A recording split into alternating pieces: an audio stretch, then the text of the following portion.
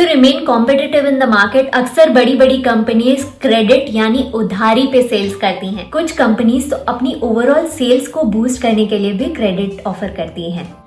इसी credit sales को हम अपने बुक्स ऑफ अकाउंट्स में अकाउंट्स रिसीवेबल के अंडर रिकॉर्ड करते हैं बिकॉज इन द फ्यूचर हमें इनसे कैश रिसीव करना है। अब अगर कल को इनसे हमें कैश बहुत देरी से मिला या फिर रिसीवेबल्स का अमाउंट बहुत बड़ा हो गया तो कंपनी को लिक्विडिटी प्रॉब्लम्स फेस करने पड़ सकते हैं। That is why it is very important कि रिसीवेबल्स को अच्छे से मैनेज किया जाए। Hello and welcome to so finance. I am Arshjot and आज की इस वीडियो में ना सिर्फ हम रिसीवेबल्स मैनेजमेंट के बारे में सीखेंगे बट साथ में रिलेटेड सम्स भी सॉल्व करेंगे। Since it is a big topic I will be covering it in parts. अब कोई भी कंपनी अपने रिसीवेबल्स कैसे मैनेज करती है वो उसकी क्रेडिट पॉलिसी पे डिपेंड करता है। कंपनी अपने किन किन कस्टमर्स को कितना और कितने दिनों तक का क्रेडिट दे रही है, उनसे अपने पैसे कैसे वापस ले रही है, ये सारी चीजें उसकी क्रेडिट पॉलिसी में कवर होती हैं। सो बेसिकली क्रेडिट पॉलिसी के 4 वेरिएबल्स हैं।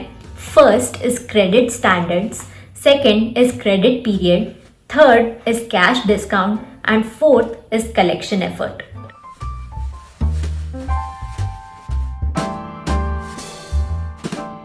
क्रेडिट स्टैंडर्ड्स यानी कंपनी अपने किन कस्टमर्स को क्रेडिट दे रही है। अब इसके 2 एक्सट्रीम्स हैं, या तो वो सबको क्रेडिट दे या वो किसी को भी क्रेडिट ना दे।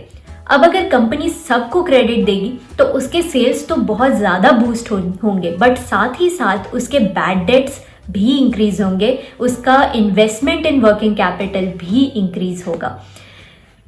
ऑन द अदर हैंड अगर कंपनी किसी को भी क्रेडिट नहीं दे रही है तो उसके सेल्स डिक्रीज हो सकते हैं बट साथ में उसका बैड डेट्स भी डिक्रीज होगा एंड साथ ही साथ उसका वर्किंग कैपिटल में जो पैसा ब्लॉक्ड है वो भी डिक्रीज होगा। अब इन दोनों एक्सट्रीम्स के बीच में आता है कि कुछ चुनिंदा कस्टमर्स को ही क्रेडिट दिया जाए based on their credit rating. अक्सर कंपनीज हाई क्रेडिट रेटिंग वाले कस्टमर्स को आराम से क्रेडिट दे देती हैं बिकॉज उनसे बैड डेट होने का चांस बहुत कम होता है। सो credit standards is very important in deciding कि हम कौन से कस्टमर्स को क्रेडिट देने वाले हैं। सो आइए एक एग्जाम्पल सॉल्व करते हैं ताकि हमें ये ज्यादा अच्छे से समझ में आए। Okay, so you can pause the video to read the question properly, but हम ऐसे ऊपर से देख लेते हैं कि क्वेश्चन में क्या दिया गया है। सबसे पहले तो हमें 5 कैटेगरी ऑफ कस्टमर्स दिए गए हैं। इन 5 कैटेगरीज का हमें ये बताया है कि कितना हमारा बैड डेट हो सकता है एंड इनका एवरेज कलेक्शन पीरियड क्या है। तो हमें ये देखकर पता चलता है कि सबसे ज्यादा बैड डेट हमें 4th और 5th कैटेगरी में हो सकता है, यानी कि इनका क्रेडिट रिस्क बहुत हाई है, यानी चांसेस ज्यादा है कि हमें इनसे पैसा वापस ना मिले। So these are the high credit risk category. Okay, so ABC limited हमारे 1 से लेकर 3 तक के जो कस्टमर्स हैं उनको अनलिमिटेड क्रेडिट दे रही है, ठीक है। एंड 4th कैटेगरी वाले को लिमिटेड क्रेडिट मिल रहा है एंड 5th को तो मिल ही नहीं रहा है। बिकॉज ऑफ दिस पॉलिसी जो कंपनी है वो 30 लाख के ऑर्डर्स 4th कैटेगरी का रिजेक्ट कर देती है एंड 60 लाख का 5th कैटेगरी का रिजेक्ट कर देती है। अब variable cost to sales ratio दिया है, अपॉर्चुनिटी कॉस्ट भी दिया है और पूछा यह गया है कि कंपनी को क्या 4th और 5th कैटेगरी वालों को पूरा क्रेडिट देना चाहिए या नहीं देना चाहिए। सो हम ये अज्यूम कर लेते हैं कि मान लेते हैं कि इनको चलो क्रेडिट दिया जाए। तो अगर इन केस कंपनी इनको क्रेडिट देती है तो क्या होता है, आइए देखते हैं। So this is what we are trying to find out कि हमारे जो ओवरऑल प्रॉफिट पे इसका क्या फर्क पड़ेगा अगर हम 4 और 5 को क्रेडिट ऑफर करेंगे। तो सबसे पहले इंक्रीज इन सेल्स। क्यों? क्योंकि क्वेश्चन में लिखा गया है कि कंपनी इनके ऑर्डर्स आउटराइट रिजेक्ट कर देती है बिकॉज ये 4 और 5 को बिलोंग करते हैं, इसीलिए इनके ऑर्डर्स लेती ही नहीं है, इनको सामान बेचती ही नहीं है। तो कितने का सामान नहीं बेचती है इस केस में? दिस इज 30 lakhs एंड दूसरे केस में इट इज 60 lakhs। तो इतना सेल्स वो कर ही नहीं पाती है बिकॉज इनको ये क्रेडिट देना ही नहीं चाहती है। So this is increase in sales, कि अगर हम इनको क्रेडिट ऑफर करेंगे तो हमारी इतने से सेल्स इंक्रीज हो जाएगी। फिर क्वेश्चन में हमें variable cost to sales ratio दिया है, यानी कि वेरिएबल यानी हमें प्रॉफिट मिल जाएगा because we subtract variable cost, जो कि है 75% ऑफ सेल्स। ठीक है, तो इसका 75% है 22,50,000 एंड इसका 75% है 45 lakhs। तो हमें मिल जाएगा हमारा जो कंट्रीब्यूशन मार्जिन, जो जिसको हम बोलते हैं सेल्स माइनस वेरिएबल कॉस्ट, तो जो भी है कंट्रीब्यूशन मार्जिन। ठीक है, ये माइनस करने के बाद तो this is 7,50,000 and this is 15 lakhs।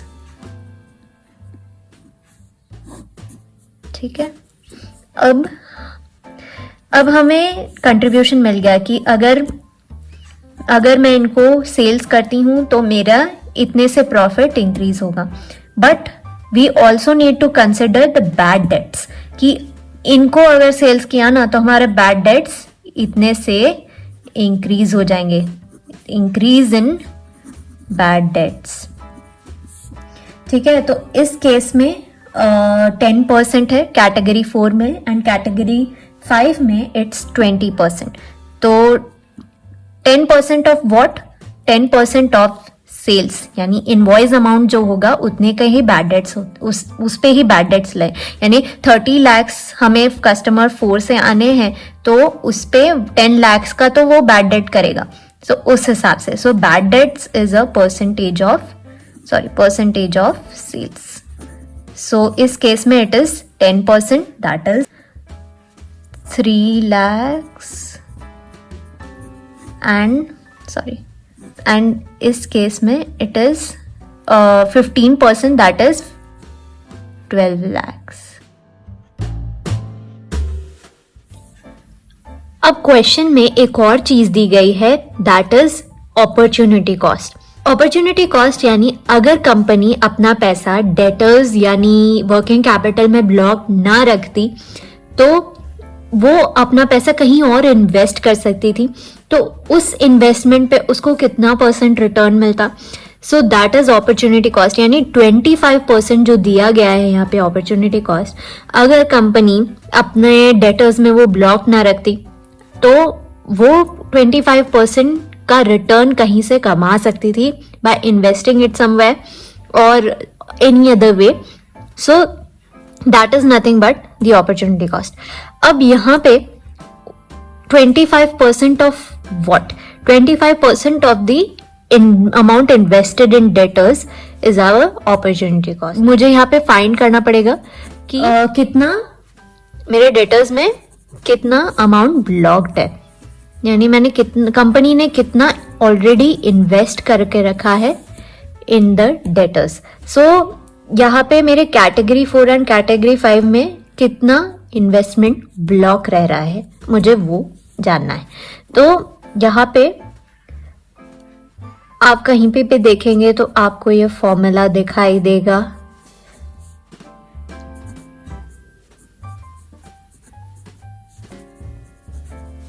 ठीक है, तो this is something which you don't need to memorise.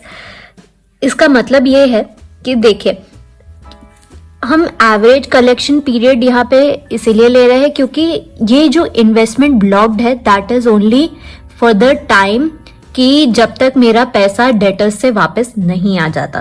तो यहाँ पे कलेक्शन पीरियड यानी कि कितने टाइम में मैं डेटर्स से पैसा वापस वसूल कर सकती हूँ। सो साल के कुछ दिन ही डेटर्स के पास पैसा मेरा ब्लॉक्ड रहेगा। सो इसीलिए मैं एक प्रपोर्शन लेती हूँ, तो इसीलिए मैं प्रपोर्शनेट लेती हूँ ठीक है, साल के 360 दिनों में इतने ही दिन मेरा पैसा ब्लॉक्ड रहेगा. That is why I need to take a proportion out of it. यहाँ पे मैं वेरिएबल कॉस्ट रेशियो क्यों ले रही हूँ? यहाँ पे वेरिएबल कॉस्ट रेशियो इसीलिए बिकॉज मैंने जितना अमाउंट का सेल्स किया है that is something which is my revenue, but मेरा इन्वेस्टमेंट इन डेटर्स इज कि मैंने कितना पैसा लगाया है ऑलरेडी वो इतना सामान बेचने में. सो that is my cost, that is my investment. इसीलिए मुझे सेल्स का नहीं, कॉस्ट पे मुझे ये निकालना है. अब कैटेगरी 4 में मेरा average collection period is 100 days.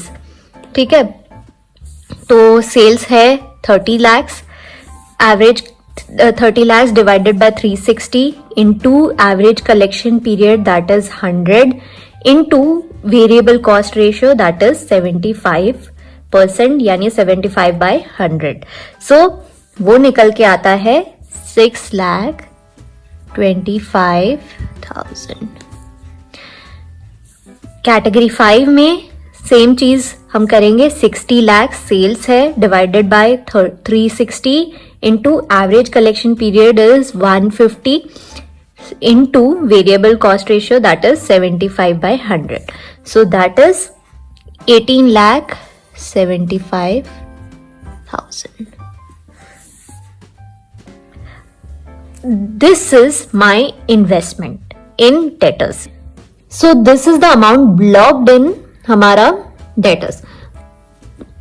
अब opportunity cost जो है वो 25% जो दिया गया है that is कि अगर मैं ये पैसा यहाँ पे लगाने के बजाय कहीं और लगाती तो I would have gotten 25% return. But वो यहाँ पे नहीं हो रहा है, so that is an opportunity lost. So this is something that I am losing. So 25% of 6,25,000 is 1,56,250 and इसका 25% is 4,68,750. तो ये opportunity cost is something that I would be subtracting from my initial calculations. तो ये 7,50,000 minus 3 lakh minus 1,56,000 जो आएगा that is my ultimate increase or decrease in profit. ठीक है, तो 7,50,000 minus 3 lakh that is 4,50,000 minus 1,56,250 that is 2,93,750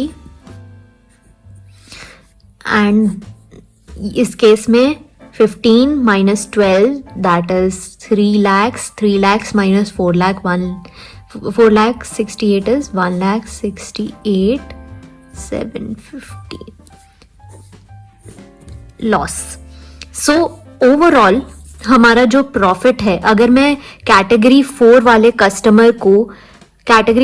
customer को credit देती हूं तो मेरा प्रॉफिट 2,93,750 से इंक्रीज होगा एंड अगर मैं कैटेगरी 5 को क्रेडिट देती हूं तो मेरा प्रॉफिट 1,68,750 से डिक्रीज हो जाएगा. So it is advisable for the company to give credit to category 4 but not to category 5. So ये हो गया हमारे क्रेडिट स्टैंडर्ड्स का क्वेश्चन.